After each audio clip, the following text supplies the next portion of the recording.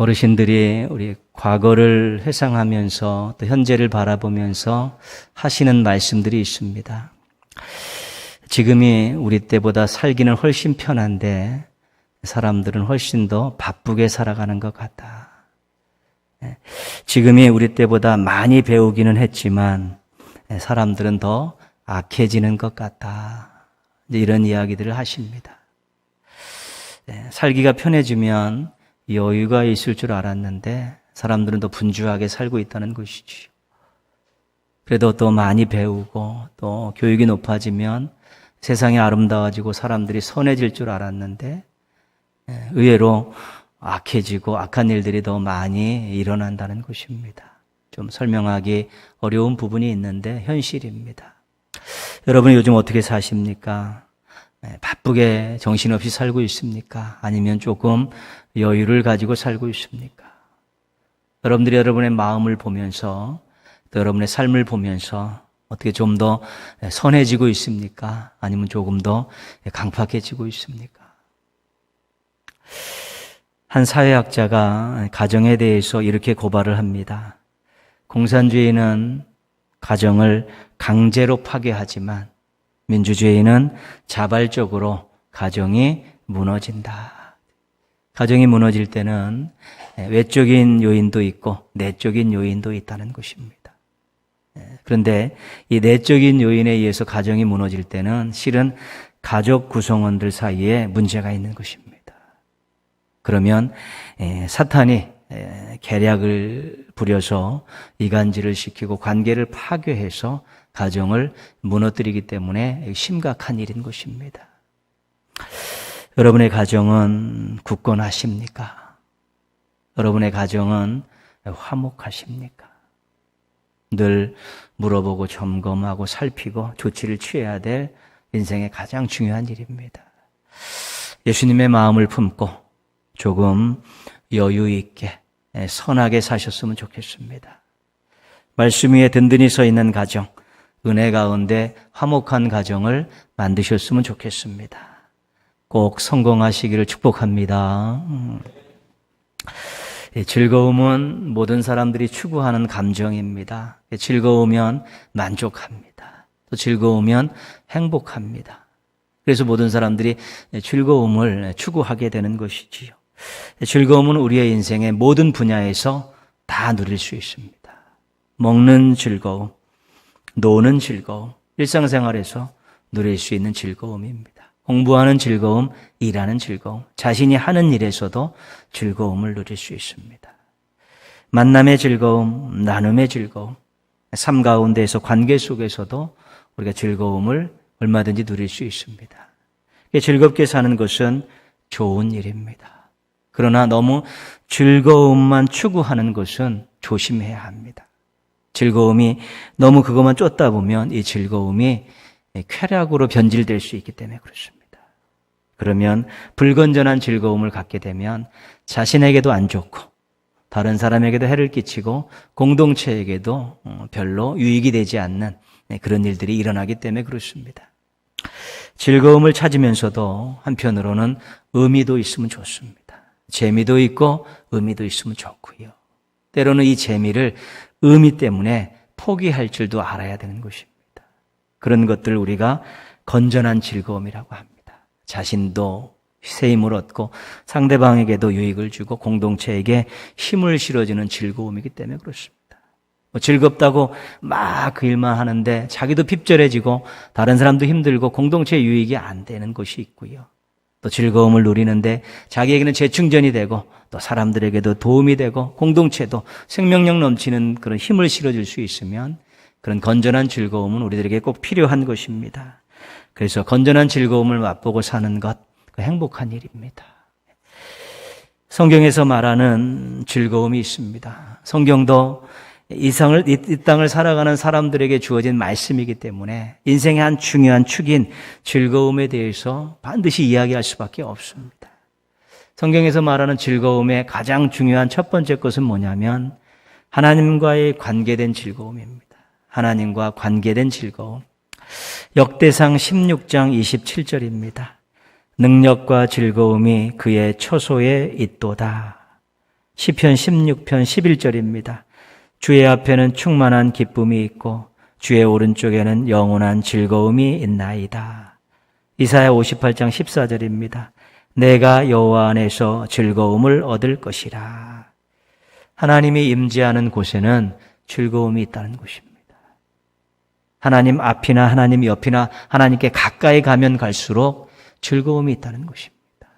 그리고 하나님 안에 거하면 거기에 또한 즐거움이 있다는 것입니다. 하나님 임재하시고 또 하나님 가까이 가고 하나님 안에 있고 이런 표현들을 쓰고 있지만 쉽게 말씀드리면 하나님과의 사귐 속에서 즐거움을 맛볼 수 있다는 것입니다. 하나님과의 좋은 관계를 맺고 하나님과 끊임없이 사귐이 지속될 때 하나님이 주시는 세상에서 맛볼 수 없는, 세상에서 얻을 수 없는 그런 영적 즐거움들을 선물로 받을 수 있다는 것입니다. 한 남자와 여자가 결혼을 해서 이제 아들을 낳았습니다. 자녀와 부모 관계가 되었죠. 그런데 서로에게 관심이 없고 대화도 하지 않고 함께하는 시간도 갖지 않으면 그 관계는 부모와 자식 관계지만 실은 형식적인 관계입니다. 형식적인 관계의 문제는 뭐냐면 즐거움이 없다는 것입니다. 서로 부모와 자녀 간의 관계를 맺었는데 아무런 사귐이 없고 교제가 지속되지 않으면 남보다 못할 수 있는 것입니다. 그러면 즐거움이 없습니다.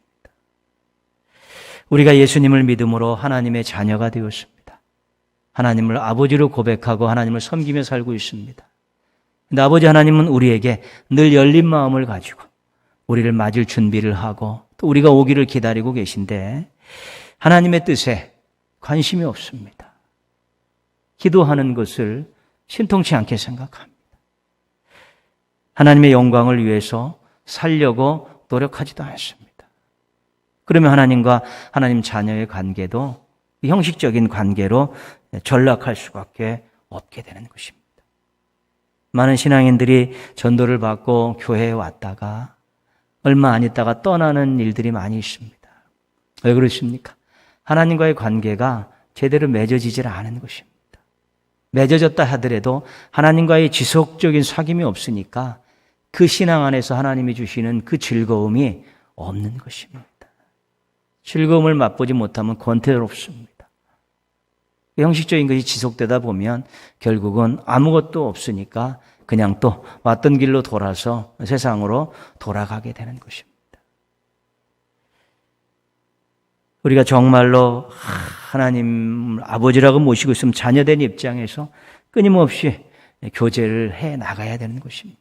그래서 그 안에서 즐거움을 누릴 수 있을 때 우리가 주 없이 살 수 없습니다라는 고백도 하게 되고 우리 하나님 앞에 기쁨으로 찬양하게 되고 기도하는 즐거움을 맛보게 되는 것이고요. 말씀의 단맛들을 느낄 수 있는 것은 즐거움이 있을 때 그것이 열매로 나타나는 것입니다. 누구하고 만났는데 맨날 만나도 한 얘기 또 하고 별반 즐거움이 없으면 만나면 안 만나지 않습니까? 만나면 뭐합니까? 아무 뜻도 없는데. 우리가 신앙생활하고 하나님 아버지라 부르면서도 늘 만남을 유지해야 되고 깊은 사귐을 가지면서 그 안에서 영적 즐거움을 맛볼 수 있어야만이 신앙생활이 재미있고 또 깊어질 수 있게 되는 것입니다. 예배 중에 아버지 하나님의 임재하심을 경험하는 것은 큰 즐거움입니다. 한 시간 예배를 드리는데 하나님께서 함께 하시는구나.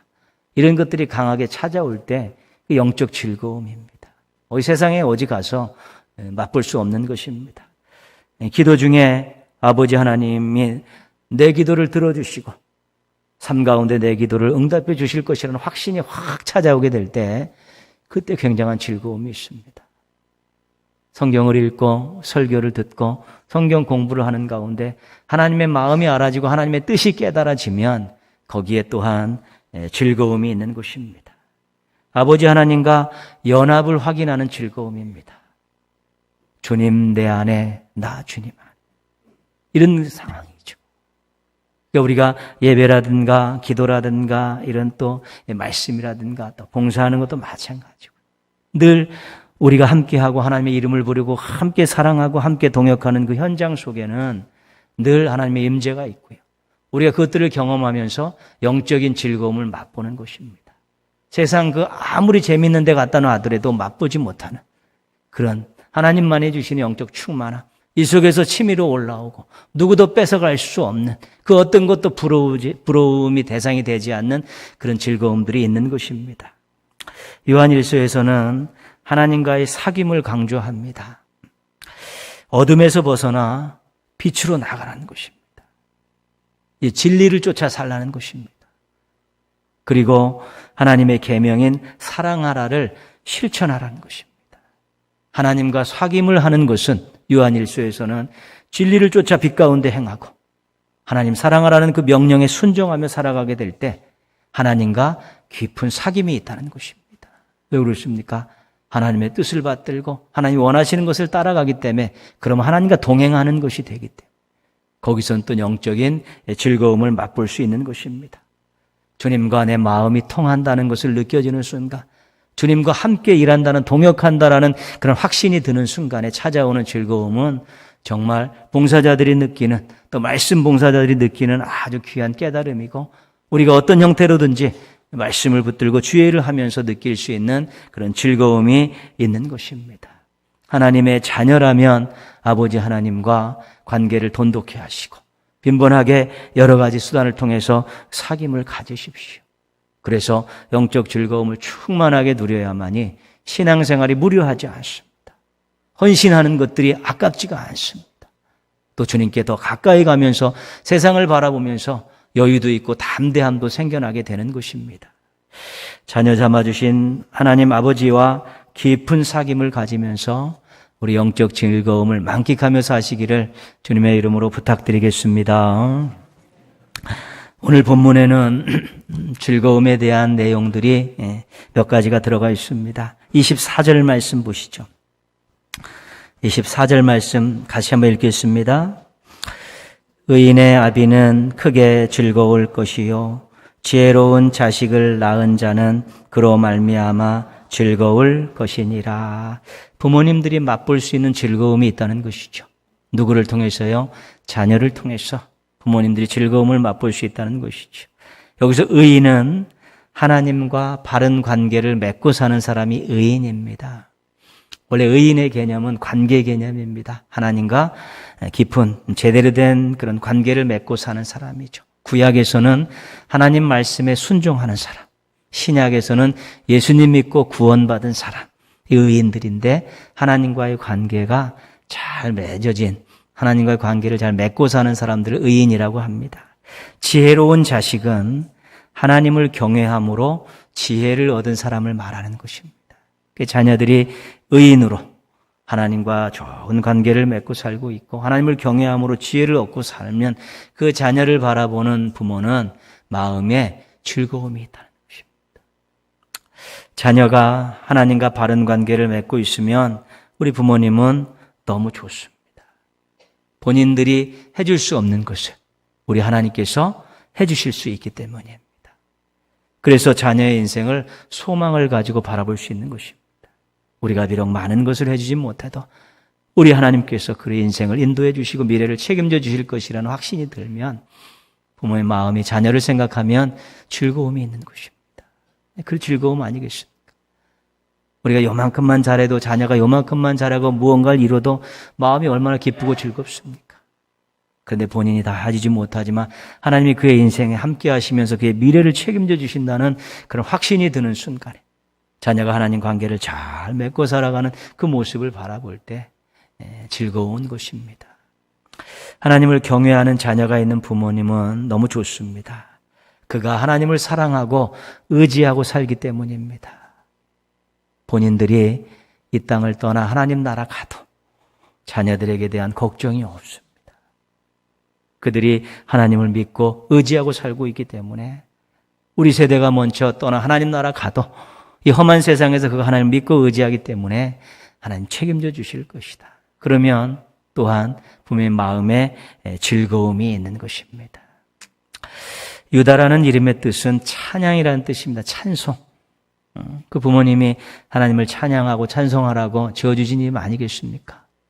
그런데 이 가룟 유다라는 사람은 마지막에 그의 인생을 어떻게 막으면 되냐면 태어나지 않았으면 좋을 뻔한 사람으로 그렇게 평가를 받습니다. 차라리 태어나지 않았으면 좋았다. 그러니까 한편으로는 자녀가 부모의 마음과는 다른 인생을 살 수 있다는 것을 기억해야 되는 것입니다. 하나님과 좋은 관계를 맺고 살고 하나님을 경외함으로 지혜를 얻고 사는 그런 자녀가 되었으면 하는 마음이 있지만 어떻게 될지 모르기 때문에 끊임없이 기도해주고 끊임없이 격려하고 말씀으로 잘 가르치는 그 일들을 해야지 즐거움이 계속 유지될 수 있는 것입니다.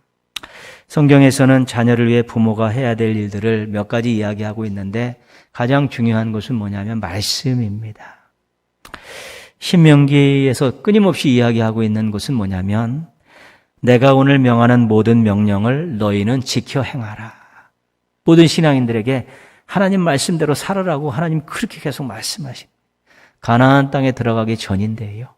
가나안 땅에 애굽에서 구원받고 가나안 땅에 들어가기 전인 그 이스라엘 백성들에게 끊임없이 하나님 말씀에 순종하며 살라고 말씀하죠. 그리고 또 한 가지 거기에 덧붙이는 말씀이 있습니다. 내 자녀를 말씀으로 가르치라는 것입니다. 에베소서 6장 4절입니다. 너희 자녀를 노엽게 하지 말고 오직 주의 교양과 훈계로 양육하라. 말씀으로 자녀를 잘 가르치는 것이죠. 부모 세대와 자녀 세대가 말씀 중심으로 살 때 하나님이 주신 즐거움을 함께 맛볼 수 있는 것입니다. 자녀가 좋은 성적을 받아오지만 신앙 등한히 하면 마냥 즐거울 수 없습니다.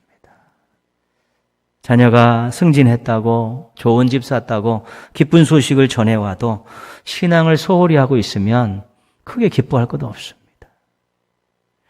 신앙 안에서 들려오는 기쁜 소식이야만이 즐거워할 수 있는 것입니다. 우선순위를 자꾸 잊어먹는데 우선순위를 잊어먹는 신앙의 우선순위를 잊어먹는 대표적인 대상은 자녀입니다.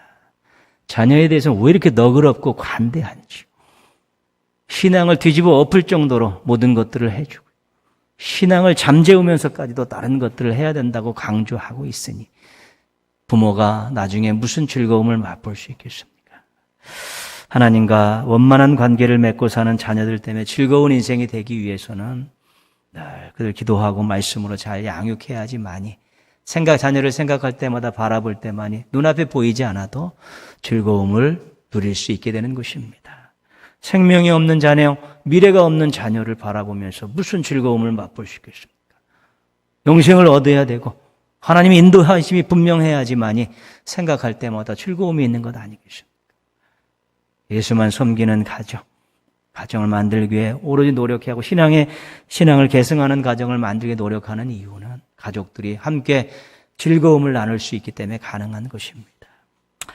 우리 하나님과 원만한 관계를 맺고 사는 자녀들 때문에 즐거운 인생 되기를 바랍니다. 25절 말씀 보시면요. 우리 자녀들에게 주신 말씀인데요. 같이 읽겠습니다. 내 부모를 즐겁게 하며 너를 낳은 어미를 기쁘게 하라. 그죠? 내 아버지와 어머니를 공경하라. 내 부모에게 순종하라. 이건 성경에 아주 중요하게 다루고 있는 말씀입니다. 이것을 에베소서에서는 약속 있는 첫 계명 이렇게 부르고 있습니다. 약속 있는 첫 계명. 다른 계명들은 약속이 별로 붙어 있지 않습니다. 살인하지 말라, 간음하지 말라, 도둑질하지 말라, 아무 것입니다. 그것이. 근데 내 부모를 공경하라. 어떤 약속이 있냐면 그러면 네가 잘 되고 장수하리라. 자녀에게 약속 있는 첫 계명이면 내 부모를 공경하면 순종하고 경외하면 내가 너에게 복을 주고 내가 너를 책임져 주겠다라는 이 약속이 붙어 있는 것입니다. 그리고 이 계명은 또 어떤 별명을 가지고 있냐면 유통기한이 있는 계명이라는 것입니다. 유통기한이 있는 계명. 왜 그렇습니까? 다른 계명은 평생 지키며 나아가는데 이 계명은 부모님이 먼저 하나님 나라 가실 수 있기 때문에 부모님 먼저 하나님 나라 가실 수 있기 때문에 유통기한이 있는 계명이라는 것입니다. 그러니까 이것은 한시적인으로 집중적으로 해야 될 그런 계명이지 부모님 가시고 나서 한다고 해봤자 아무짝에 소용없다는 것이죠. 살아생전에 해야 될 유통기한이 있는 계명이기 때문에 짧은 기간 안에 힘을 모아서 정성껏 해야 되는 그런 계명, 그렇게 말씀하고 있습니다. 무엇으로 부모님을 즐겁게 할 수 있고 무엇으로 부모님을 기쁘게 할 수 있을까? 어버이날 꽃 따라 드리고 용돈 드리고 식사 함께 하는 것, 즐거움을 드리는 것입니다. 자녀들이 그러면 얼마나 부모님들이 즐거운지 모릅니다. 꽃 안 달아주면 서운하죠. 연락 없으면 서운한 건 당연하다.